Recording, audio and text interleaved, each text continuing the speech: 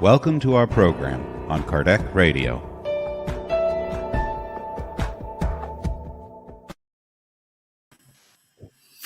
Kaiute, good evening, good morning,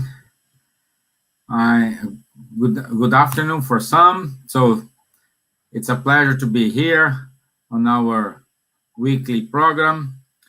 And today we're going to talk about why we suffer. So let's understand a little bit more about sufferings, what I need to learn, why I suffer, and how I need to handle it. And here with me, I do have these lovely friends from Lithuania, from France, and from UK. And once more, thank you very much to be here with us today. Good evening, everyone from Europe. Good morning from somewhere. Good afternoon from Brazil. It's really a happiness to be in the same room with so good friends. More than that, brothers and sisters, on behalf of dear Master Jesus. And so, go into your home, to your heart, so you are here as well. We are a big room, a big net in the world. And together, we are learning and studying the Spiritist teachings. There is no teacher or professor. We are always students. Okay? Thank you all. Labas vakaras visiems, labai ačiū, kad jūs čia esate su mumis. Šiandien turėsime dar vieną pokalbį apie dvasingumą ir nušviesime gyvenimo klausimus. Tikiuosi, kad jums bus įdomu, naudinga. Ir šiandien kalbėsime apie kankinimą, kaip gyvenimas gali būti sunku, bet kaip pakeisti.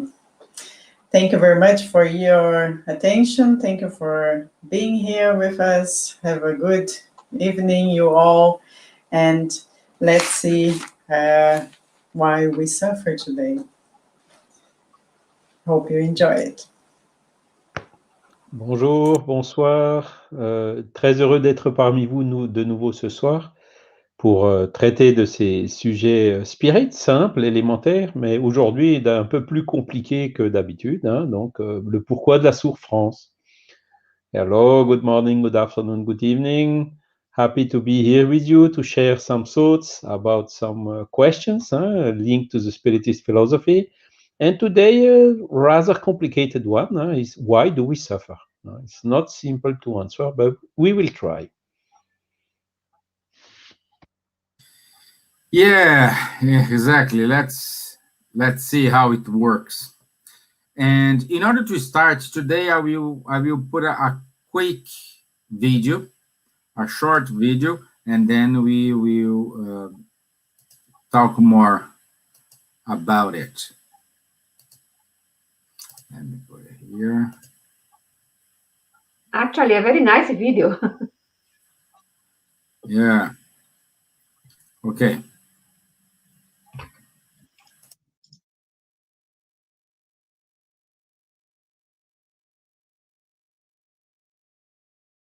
Every effect has a cause.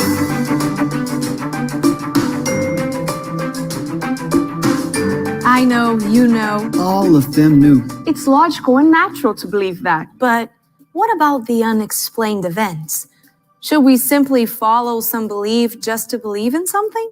It's easy to find the causes of many effects. If it's wet, it's because it has rained.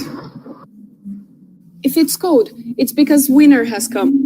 Okay, these are silly simplifications, but you're about to see what I mean. Picture this. When a plane crashes and kills hundreds of innocent people, or when a child is born with an incurable disease. Now, a crucial point. One of the most well-known attributes of God is his supreme benignity. Don't you agree? Humanity has always used the words love, justice, goodness as synonymous for God.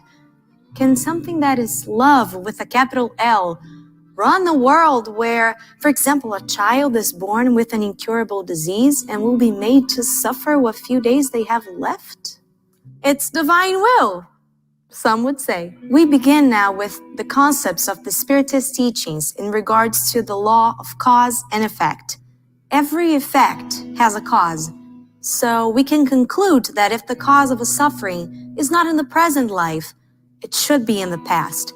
That is, in previous lives. Here lies a very important concept: reincarnation. You will find a link to our episode about reincarnation in the description box. Going back to the law of cause and effect, we can mention the ancient concept of karma used by Buddhists and Hindus. What you did in the past reflects in the present. Right. But the good news is that Spiritism proposes a proactive perspective. It's important to understand the past, to realize the present when we pass through difficult times. But what's more important is to be aware that our decisions today are the ones that will define how our future will be. We are totally responsible for everything that happens now and will happen in our lives. To sow goodness today, it's your decision. There is perfect balance in the universe. It's time to discover the spiritual laws. It's time to be free. In the description box, you will find links to a more profound study. Don't forget to like, share, and subscribe to our channel. See ya!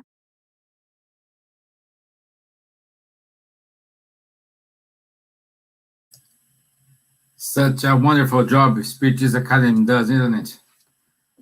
Beautiful videos with right comments, so those guys spot on always. It's very good. It's very good. So just give you a kind of, not introduction, but we understand that suffering, it's always with the mankind since our origin. You know, always we see the history of man suffering, dying, recovering, getting better, evolving. So it's part of our past. In the Gospel according to Spiritism, Allan Kardec explains that the origin of our pain comes from two different sources. Those that are generated in the present life, and others who are generated in the past life. But I want you to call your attention, it's not because you are suffering today, it's related, you did something wrong in the past. That is not such a punishment. We need to leave very clear this, you know? And also, our friend Leon Denis, he says, pain corrects, educates, perfects, exalts, redeems, and glorifies the human feeling with each vibration that extracts it through suffering. So it's suffering is that impulsion we need in order to evolve, in order to get us going out of our comfort zone and really work through ourselves. And based on this brief comment I said here, I'd like to ask to Elsa, my dear, how to act in face of suffering? Stevan, this small and short video summarize loads of things that we can explain and talk, and we have many books for studying, really a reasonable understanding what's going on and why we suffer. First, we must understand that our sufferings of this world are sometimes the result of a cause outside ourselves, but more often they result from our decisions made. If we trace them back to their origin, we will see that most of our sufferings are due to causes we could have avoided. In the Spirit's book, part 2, chapter 6, we're talking really clearly and understandable, reasonable studies about spiritual life that says, If us, as individuals, always lived judiciously and never abused anything, if we always had simple tastes and modest desires, we would save ourselves so many tribulations. God would show more kindness in condemning people to eternal suffering because of a few moments of error, mistakes, that in granting them to means to repair their wrongs? Of course, no. We use our free will and should face the answers of our own way to live. Everything says in the short video, cause and effect, action and reaction. That is nature. Everything is in nature. We can learn with nature. The diamond, in order to be real, to prepare the beautiful and shiny diamond, you have to do loads of things in a higher temperature with the carbon in order to transform in beautiful diamond. God would show more kindness in condemning people to eternal suffering because it's wrong. No. The same applies to spirits, means discarnated one with no physical body, of course. The sufferings they undergo always result from the manner in which they lived on the earth in their past existences. God is justice, merciful, creator, created the universes in expansion, create incessantly. It's not our planet that we have living beings as we. We have other planets in the same category. They have human beings there. Mars, for example, is a little bit evolved than Earth. It's a different way because they don't have so many mistakes that we still are doing here. Because pride, selfishness, that this is something that is very nasty for us, is working against us. How many ills, how many infirmities do people owe solely to their excesses and ambitions? In a word, to their passions. The law of cause and effect, as I said, is perfect. No one undergoes trials and attunements that are not in their path as a lessons and opportunities. So our mistakes in inverted commas are opportunities to learn how to be a better person. If I had a lot of money in past, I did not use my money to help poor, to give a good hospital for poor people, for everywhere. If we really hold this money in my coffers or my fortress, so I'm not using in a good way, in the next incarnation, I will come and face the same situation in order to learn how important it is to have someone giving, helping these charities that you work with people with a lot of needs that we have here in the United Kingdom. We have so many charities, good charities, really. The physical sufferings the spirit underwent in the past will leave no painful memory or disagreeable impressions because these affect only the body. Of course, according to the level of knowledge of the spirit are taken in a physical way. For example, we are studying here now. There are people learning about spiritual life. So you have your mind attuned with something beyond our physical body. So if you are aware, will be easier in the spiritual world acquire a knowledge that you are without your physical body. I include myself, and it's easy to understand what's going on, where we are going after leaving the physical body, and so many things that we can study right now, and science is studying as well. So the spirit is happy to be relieved of them, and his peaceful conscience will exempt it from all mental anguish. Before I stop, only the one question that I want to read here, and there is a comment as well from Joanna de Angelis in the book In the Search of Truth. It's not translated. I translate only for this session. 3. Do spirits hold on to the memory of the sufferings they bore during their last corporeal existence? They frequently do, and this memory enables them to better appreciate the happiness they now enjoy as spirits.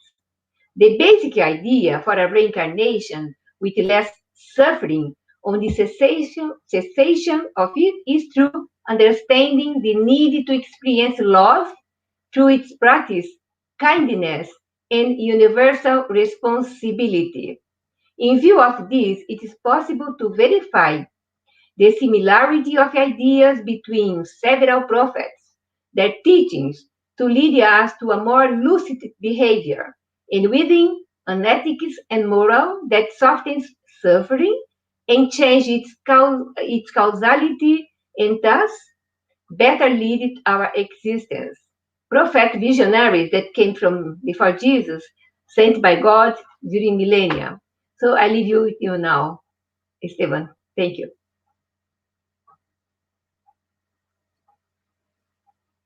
Thank you, my dear. Thank you very much. And just before I go with the questions, I want to say hello to a lot of people. Like we have friends from Canada. Say hi to us. Diego, good evening, Diego. Patrocínio José. And Nadja, that's somebody for you here. So Daniele Werner. Yes, Danielle is a Lithuanian descendant, as I am. So Yeah, good. Yeah. Good. So thank you all. And Don Sambal from Chicago here. Hey, Don, nice to have you here. And thank you very much for joining us today. Okay. Charles, my dear friend, now it's your turn to help us here to understand. We know the Spiritism is based on autonomy principles and not on autonomy principles. As we know, this changed the gears of dogmas and punishment completely. Is a different, complete change of the gears. I think that's the right word, you know. But can you explain in more based in Kardec, like you are? You have such amazing research and recently discovered that where Kardec's mom died and where she died. You know? So can you explain how it works? What's this changes? Why it changed? It is something we mistaken before, or is something we didn't notice and we missed that part? Yeah, I mean, it's. Thank you for the question, Steven. It's a full context. Huh? In the Middle Age, we had monarchies. We had a very strong influence of the official religions, and all these abuses linked to those things, and they used the religion or in the way to dominate the masses, and this is why they continuously encouraged an heteronomical approach. So what is heteronomy? There is a superior authority somewhere. It can be God, it can be the Pope, it can be the king or whoever, who tells you have to do this. And then whether you understand or not, you simply have to do it. If you do it, you will get rewards. If you don't do it, you will get punished, either in this life or after you die. You are punished going to hell, or you are rewarded going to heaven. This is basically heteronomy, okay? But of course, with the century of the lights and the evolution of the perception and discernment of the people, they started to question those things. Why? What has the Pope more than myself? What is the king better and his son, whatever, compared with some other person? And they started to discuss these things, first through in a kind of a soft way, like Voltaire or Rousseau in France, bringing these new ideas. And at a given point in time, I think it was a little bit boiling, and poof, you had the revolution in US, the independence. Then you had the revolution in France, and this gave also several similar reactions in almost all the countries in Europe. And this is when this concept has changed. So the opposite word of heteronomy is autonomy. And these people were claiming for autonomy. I can understand, I can study the law of natures, I can study also the law of the spiritual world, as Kardec introduced in the mid of the 19th century. And then I can decide myself autonomously what is good and what is not good, what I should do and what I should not do. And you decide this autonomously, not because of a reward or a punishment, but simply because you understand that this is better for you, it's in line, in harmony with the nature, and it will make you happy, or it make also the other people on earth happy, or the whole society. So this is the difference between autonomy and heteronomy. It's basically one word, the opposite of the other. So what has this to do with pain, with suffering? Of course, the law of cause and effect is something that we can understand. Nadja will develop further, but if you take a simple example, you take a hammer, you hit on your finger, then you have pain. You have, it gets red, it will inflate and whatever, and it will bring you pain. So this is a very simple illustration of law of cause and effect. And there is no God here to punish or to reward. So God does not punish. God does also not reward. It's simply God has done the law of nature as they are. The law of nature are perfect like God. If God exists, it can only be perfect. And the good is all what is in harmony, in line with this law of natures. And the evil is all what is in disharmony with this law of natures. And this makes us understand that the origin of the pain, and also the origin of the suffering, is coming from the evil, whether it is something we have done in this life, or if it's not in this life, or for instance, a child, as it's shown in the video at the beginning, the cause is not in this life, so it must be somewhere coming from a previous life. And this is the big also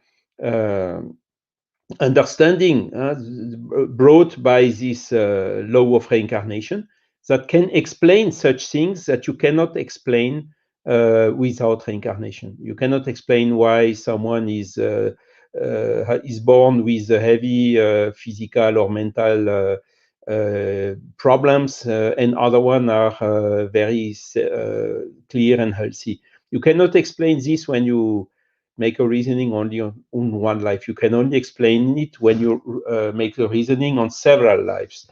And then one time it's like this, otherwise it's other next time it's like that. And you find again this equilibrium and this infinite justice. What I would like to say also, of course, I gave an example, which is physical pain. So this is clearly the mechanism of cause and effect. But you have also mental pain. And mental pain is a little bit more complicated.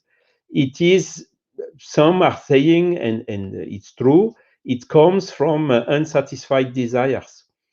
I would add to this, it's also a lack of understanding of what is really necessary and what is superfluous. The person which is satisfied with what he has will always have enough. And the person which is never satisfied, who having something, wants something better, bigger, quicker, and more expensive, will never be satisfied. And this is something that can explain the mental pain. And then you have also another consideration is some people have pain but do not suffer, and some other, they suffer even without pain. So between pain and suffering, it's something different. So just to summarize a little bit, all this, the example of the hammer on the finger is something simple, and this works. We can also question, why are the animals suffering, for instance? But you know, when an animal is burning itself somewhere, he will the next time take care not to burn again, because it is somehow a natural something which is good for, how to say, the preservation, a defense of our own body. So this shows clearly, like a child, when you explain, don't put your finger here because you can burn your finger. As long as the child did not burn the finger, the child will not understand properly what you have told him. But when he has burned, then he will understand and not repeat the same thing again. You see? So it's all this, I think we can summarize, is it's pain, as you perfectly told it, Stevan. This quote from Léon Denis: corrects, educates, helps us, preserves us, redeems, glorifies us. And because without pain, you know, we do things which are wrong, we don't know, and only when the pain comes is that we think about, and then we stop doing the things which are not good. You know, it's something, a kind of a warning for us, exactly to teach us what is in harmony with the law of nature and what is not. And the pandemic, it's the same. It's really a collective trial which is happening on Earth. We talked about it in the past live. And it's also teaching a lot of things to the human being. What is the best reaction? How can we avoid it? How can we protect from it, and so on? And also it teaches what are our duties in terms of refraining a little bit our liberty, not to jeopardize the liberty of our neighbor. So, as you can see, without such events, the world would not progress as it's progressing. So we should really see the pain as one of the strongest mean to accelerate the progress, whether be it individual or collective. And our spiritual view, understood in full autonomy, again, is we know one day we will die. I repeat it almost several times. And the day we die, what will happen? What do we take with us? We take our conscience. And Léon Denis has another quote, which I like a lot, is, we have no other judge, no other executioner beyond the grave than our own conscience. And that's all about it. And once we understand this, then I can tell you, you autonomously, you will immediately take the decisions to do the things which will give you a good conscience, because you know that one day when we will have to go back to the other side, to the spiritual world, this is what we will take with us, and not all what is material, all what we are suffering and gambling and workaholic and whatever, for all the material stuff, because all this will stay here. So pain, again, is suffering is to teach us. Is with this that we are really progressing quicker, because without that we would have a progress which is much, much slower. Yeah, it's interesting. But can we say, like, I'm suffering today, and I do my exercise in order to find out why I'm suffering, why I am doing this and doing all this, but I still don't get answers. Yes, so that's also a difficult point, because we don't remember our past lives in most of the cases. So the thing is really to understand the law of nature, the nature of God, the fact that if it exists, it can only be infinitely perfect, and that all the laws of nature are harmonious and perfect. So once we understand this, and once we understand also the law of cause and effect, so understanding again, in the sense of the autonomy, not because it's told or imposed, but really because we understand it by our own reasoning. We choose this trial. Exactly. And then you understand that this effect must have a cause. And you understand also by analyzing better what drives the choices we ourselves are doing before reincarnating, and which makes that sometimes we autonomously again are selecting to have a life with a lot of difficulties, or even with some heavy disabilities since when we are born. This is most of the time our own choice.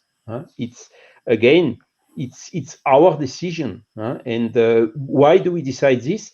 Exactly because we know that life in such condition will help us to progress quicker and also to cure our soul. Yeah. Wonderful, my friend. Thank you very much. Thank you. You're And welcome. now we go to Lithuania. Yeah. My dear, Elsa brilliant explained to us how we need to behave once we are suffering. Charles gave the basis, like it's our choice. It's not a kind of punishment. We need to understand we choose that type of suffering. It's like when you are a child and you take your son to a doctor, and the doctor says to the child, to the parents, he needs an injection. The child cries a lot. No, I don't want. No, I don't want. No, I don't want. And the parents, no, we're going to have it. Because the parents and the doctor are seeing the results, the consequence of that injection.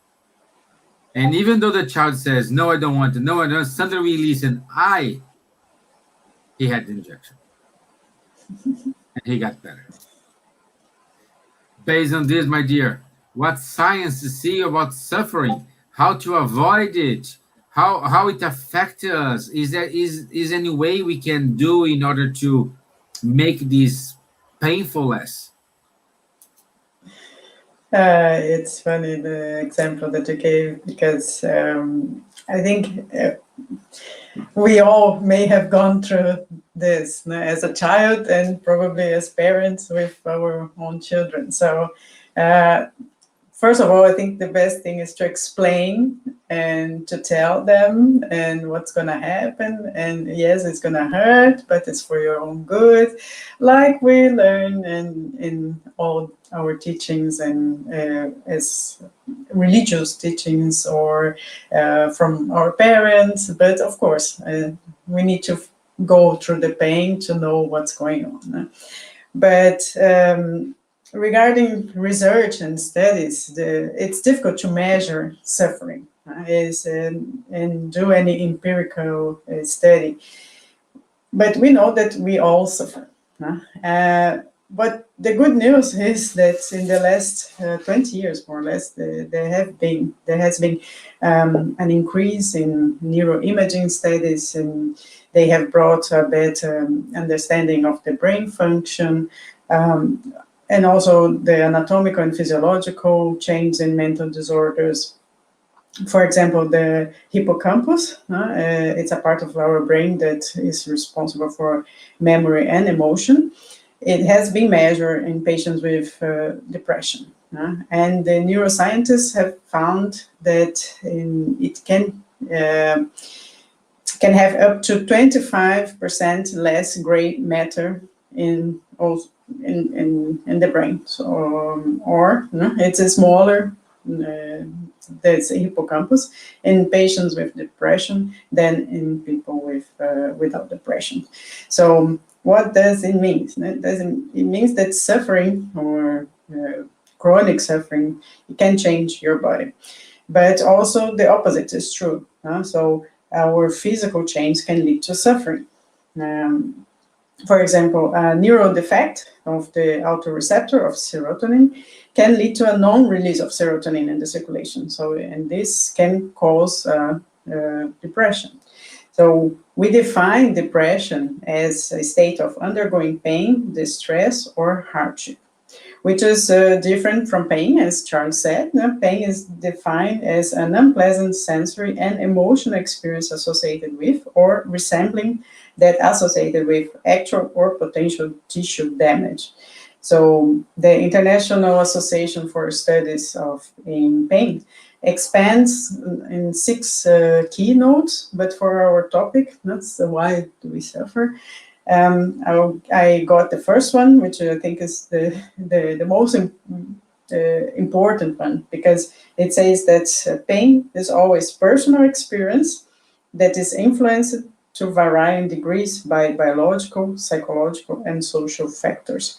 So when we are under constant stress, even if it's considered like minor threats, paying bills, going on meetings with our boss, for example, or you're late and there's a traffic jam, you're paying the bills, you're taking care of your family. So all these daily minor stresses, they can, the adrenal gland, I got distracted now by my thought was here. The adrenal gland release the stress hormone called cortisol and adrenaline. So they increase the blood pressure, the heart rate, they increase the sugar in the bloodstream, they alters the immune system response, they suppress digestive system, suppress growth factors process. So all of this, all the time, when we are having our repetitive thoughts, having negative thoughts about ourselves and about others, it can lead to psychosomatic disease. So mental, from our brain, from our consciousness, and somatic from our body. So we change our body and our mind with repetitive thoughts, with constant stress. And also it can precipitate factor of endocrine disorders, so diabetes, hyperthyroidism, anovulation or menstrual irregulation, obesity. So this all can be changed when we are under constant anxiety, stress, suffering. And why am I saying all of this? Because we all know that, most of us know that, and all of us know that we have to have a balanced life, eat healthy, do sports, no? But we don't do that, so we continue to suffer. We know that we need to change the job that we don't like, but we continue that job because we are insecure. We can fear the future. No? We have uncertainties about the future. We lack faith. I think, in my opinion, this summarizing all of these insecurities, it's a little bit of lack of faith, because even myself, like today, I was thinking a lot about something, and I start suffering, and you start feeling inside your chest that anxiety, and then I was like, what is 2 weeks in eternity, so okay, I can wait 2 weeks, no problem, and it's fine. And then you just relax, you just start breathing better, you start feeling better. It's like a weight less in your body. So all these changes, they are important for us, because then we can relax, and then our body function is better. We think better, because while we are still in that anxiety, in that suffering, in that repetitive thought, we cannot think on anything else. And I said, like, no, I have to I have to work, I have to prepare for the presentation. But of course, everybody's different, and other people cannot think that way and change that way. I am lucky that I have started studying Spiritism and starting to understand the situations and recognizing this suffering, this feeling, and then having this idea that are put on on God's hand, and everything will be fine. It doesn't depend on me now, so let's wait and see. And this comes down, this comfort myself, and I think when we start thinking this way, we start comforting ourselves better, changing also attitudes, situation, and all the energy that's around us also change. The people who are around us also feel this change, this vibration differently. But of course, we have the psychology, as Elsa was saying, and talk about Joanna de Angelis. In psychology, this is constant suffering and thinking about suffering. Sometimes it's the way that we self-sabotage, and we make an unconscious commitment to suffering, to loneliness and frustration. So their origins can be found in childhood, when there's a strong need for affection from a parental figure who was strict or was cruel or neglected the child, for example. And this child may think, when he grows or she grows, may think that it's his destiny to rely on suffering rather than fulfillment. So that's why it's also important, we always mention that we have to have medical consultation or psychological therapy, psychotherapy, because we are creators of our suffering. And Buddha has a good saying that the root of suffering is attachment. And Charles and Elsa were, and you also, Stevan, were saying about it, that we are attached, we have our needs, and of course, progress, the materialism is good for our progress, for our comfort, but too much is also not good. So when we are attached to too much money, too much material things, we forget that we're not going to take it to the other level, to the spiritual plane with us.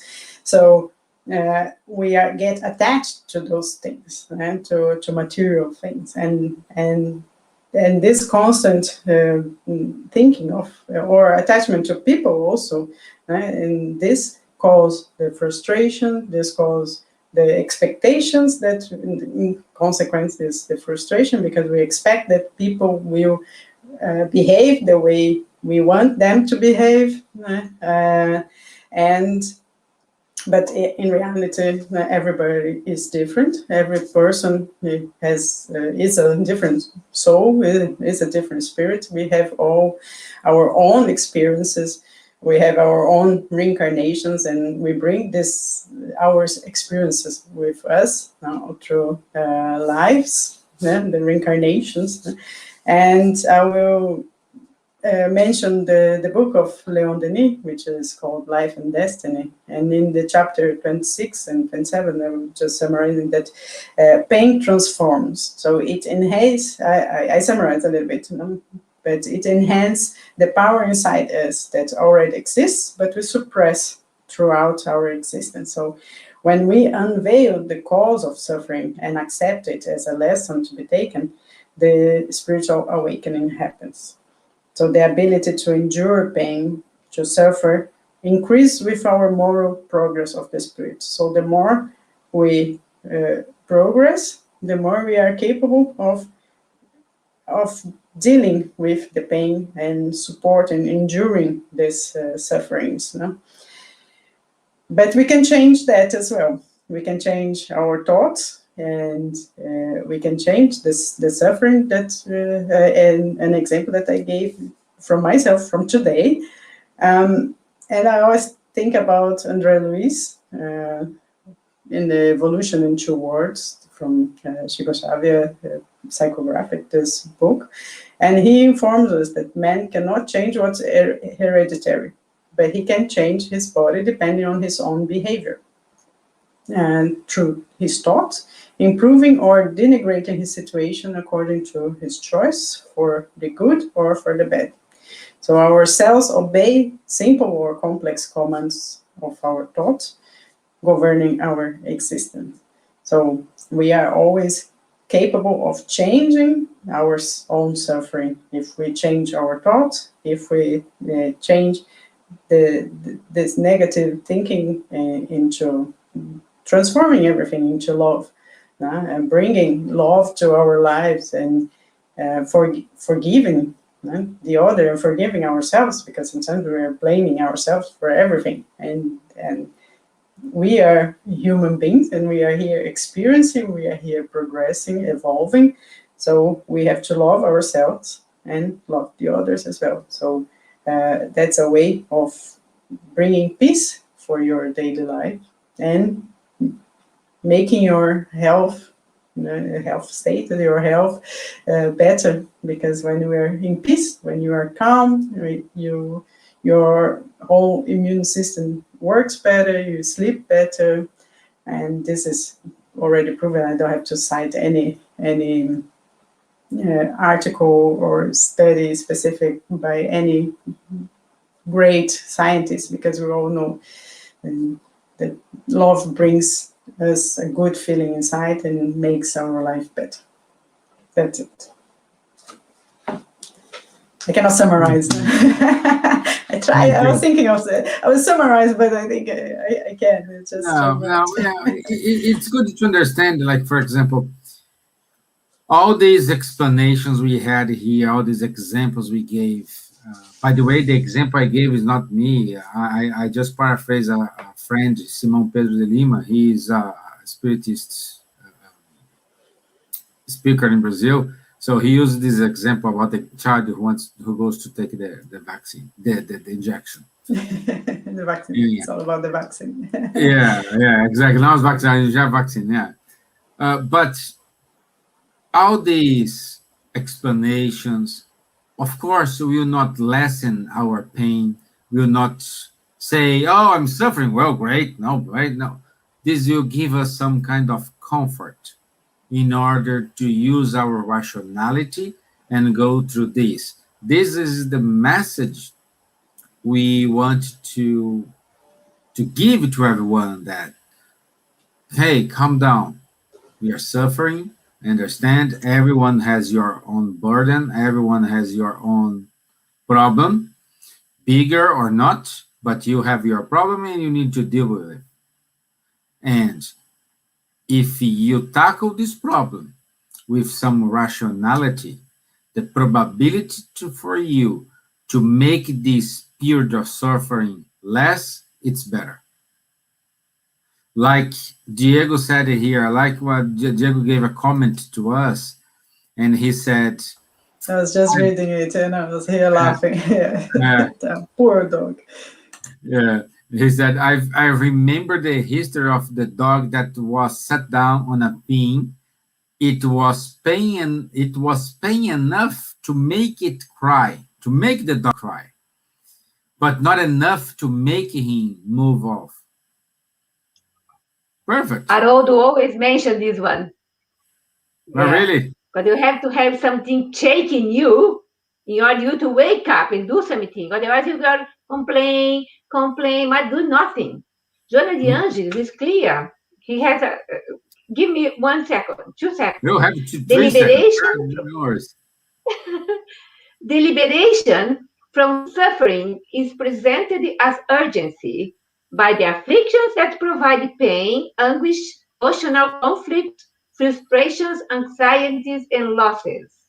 Soon after understanding it, the ego disarms itself and contributes in favor of solidarity and compassion, steps that denote the presence of love in the psychic and emotion, favoring the self with the legitimate understanding of reality.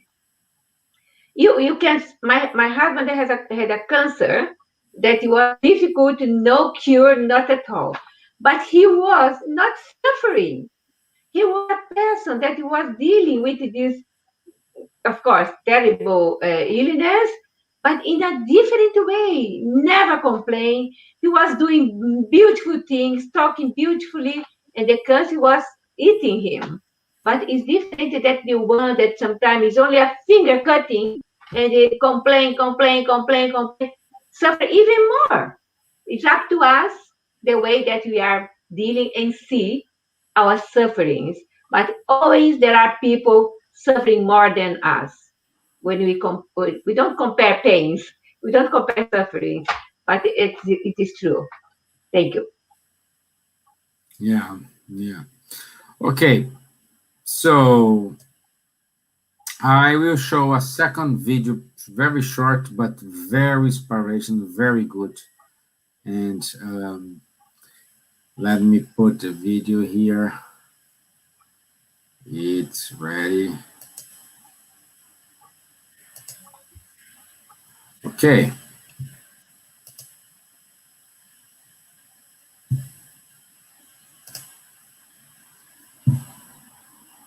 I mute myself.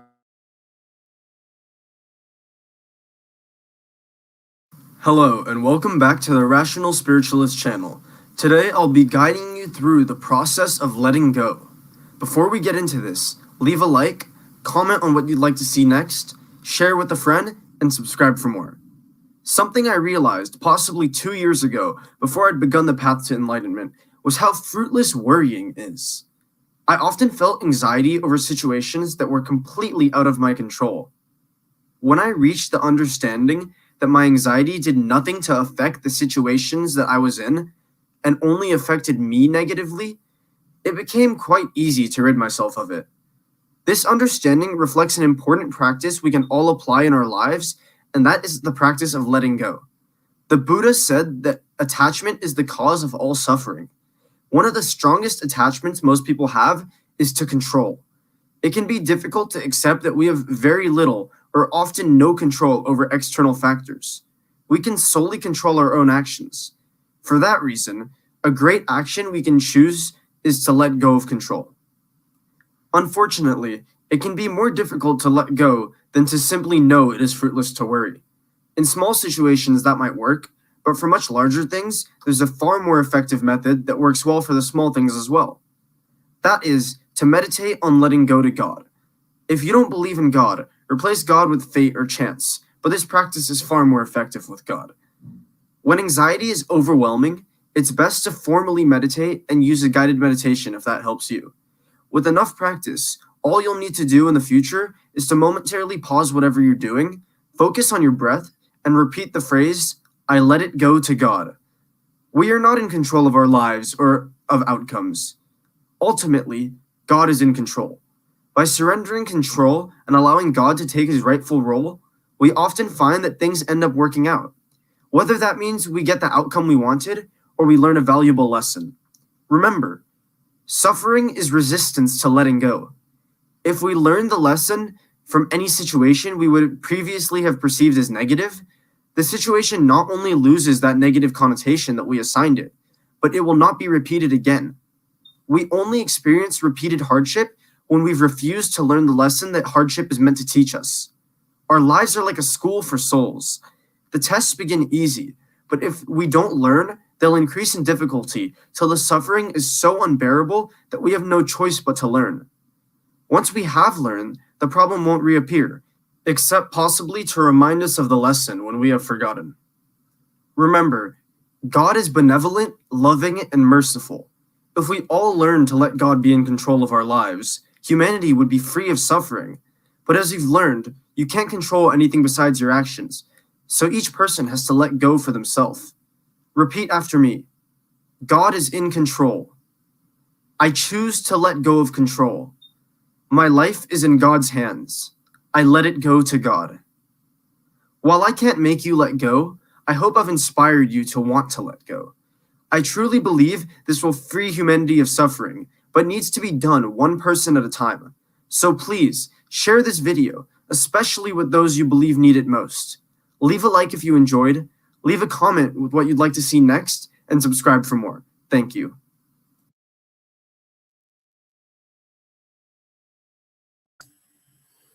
Short video, but this guy said everything, you know. We need to let it go. And again, it will not diminish our pain. No, but that's it. So any comments, guys, from the video? Because we need to wrap up. Yes, I would like to, of course, yes, it's a very nice video again.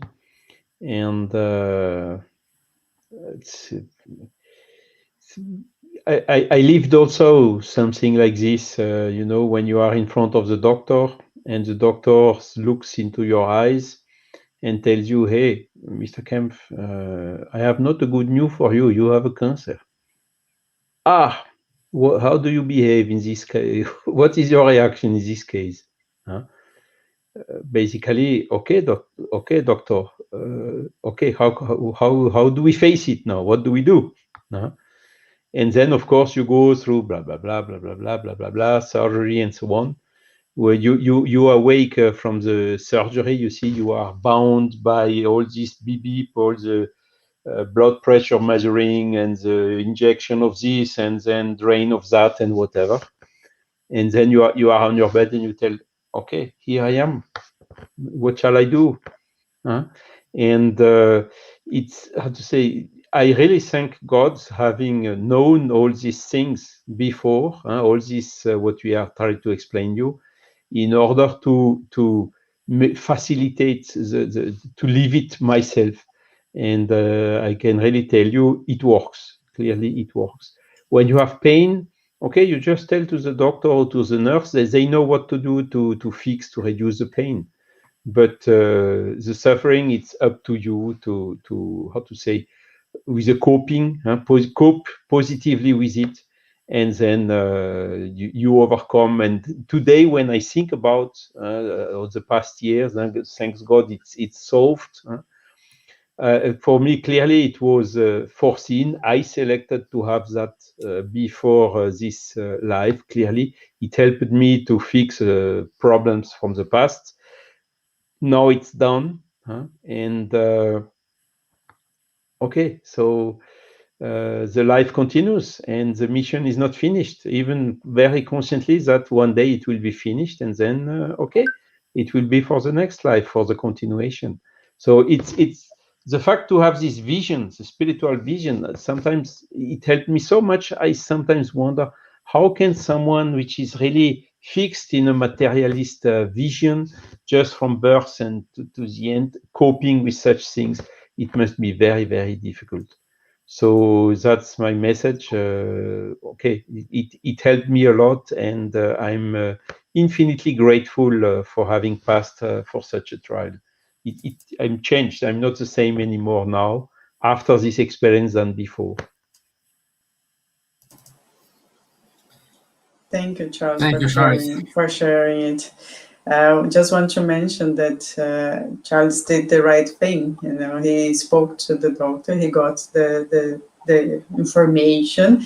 He went through all the surgery, all the possible capable doctors, and what he had to do for himself to get rid of the cancer. And what we cannot do is just to put on God's hand and leave it for him to solve our problems and to solve our suffering and to solve everything. And we have to have our responsibility and take action. And of course, up to the point that's okay, now is surgery and now I am here. So okay, I put in God's hands. I pray for the surgeons and all the nurses to do a good job. But also, I am doing my part. So I am here having the surgery. I'm going through all of this, and not just leaving for not having the operation, not having chemotherapy if he had to, because he will think that God will solve his problem. So no, that's not what we are mentioning here, and not what the video said either. So it's very good to emphasize it, because some people may, as I know we have a few seconds, but I have to share this experience I had during my medical school, the last year of the medical school, and a very simple, humble woman, probably on her 60s, and she came with a very big and advanced breast cancer. And she was saying that, I'm not talking about religion, I'm just talking about the attitude, that the pastor on her church said for her to pray for Jesus that she would be cured. And of course, she's a simple person. She believed in him, and she didn't go for any surgery or any doctor or anything, but she believed that she praying, she was going to get rid of that lump, and then after, of course, it was all spread, and there was nothing much we could do at the point. So that is totally different from going through the suffering, but doing our part as well. As human beings, we have to take responsibility and have to take our steps and trust and have faith. That's it. I'm sorry.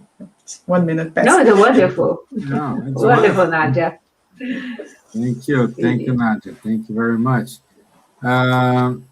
Okay, before we go, let me show this. So this Sunday, Buzz and Spiritist Society of Ireland will show this event, this speech by the Medium's Book with Joca Deloni. And also, it's 11 o'clock. Okay? And also, on the 22nd of May, we will have the 8th British Congress on Medicine and Spirituality with the presence. Too small, Stevan. Yeah, don't get any bigger, you know. Yeah. Let me see if I can increase a little bit. Yeah, I can. Wonderful. Okay. Yeah. Sorry. I'm sorry. Just we have a question here that Leopold asked if he saw the door open in my room, but he didn't see a person open it. It's my dog. It's my dog opening the door. No. I would have said the draft or the wind. No spirits here. Well, many spirits here, but none that I can see. It's to scare you, Leopold, you know. The real spiritists, they always search first for the material causes before entering in the hypothesis of the spirits. Yeah. Thank you. Okay, so thank you.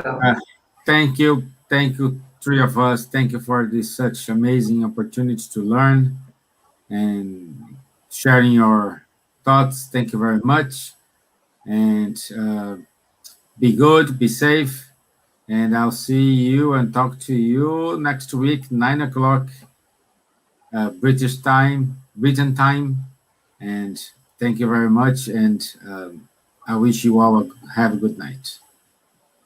Thank you. Good evening. Thank you. Bye-bye. Bye-bye. Bye-bye. Bye.